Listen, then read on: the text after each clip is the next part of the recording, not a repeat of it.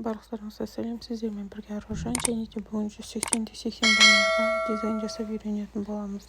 Ең алдымен галереяларыңызға өздеріңізге керек фон мен клипарттарды сақтап аласыздар.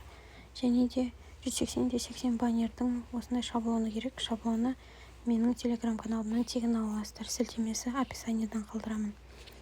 Бізге студио приложениесі керек. Плюс батырмасын басамыз.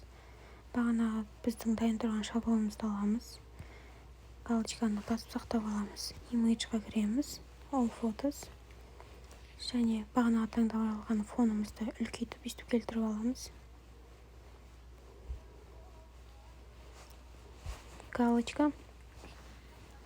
Image-ға кіріп, дайындап қойған клипарттарымызды жайғастырамыз. Осы пілді мен төменгі жағына қойғым келіп тұр. Image. Және де төбе жағына осындай гүлдерді қойғым келіп тұр.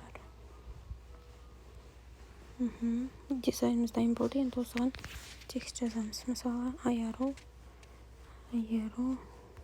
қырқынан шығару.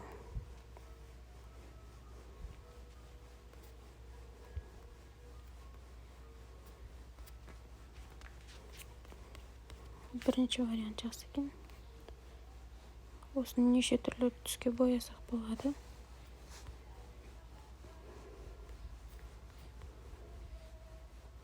Осы түс үйлесетін сияқты үлкейтеміз.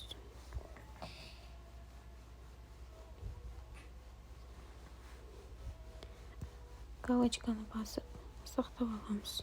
Save. Осымен біздің 180-80 баннеріміздің дизайны дайын болды. Сапасы өте жақсы. Өйстіп сіздер распечаткаға жібере берсеңіздер болады. Сіздермен бірге болған аружан, сау болыңыздар.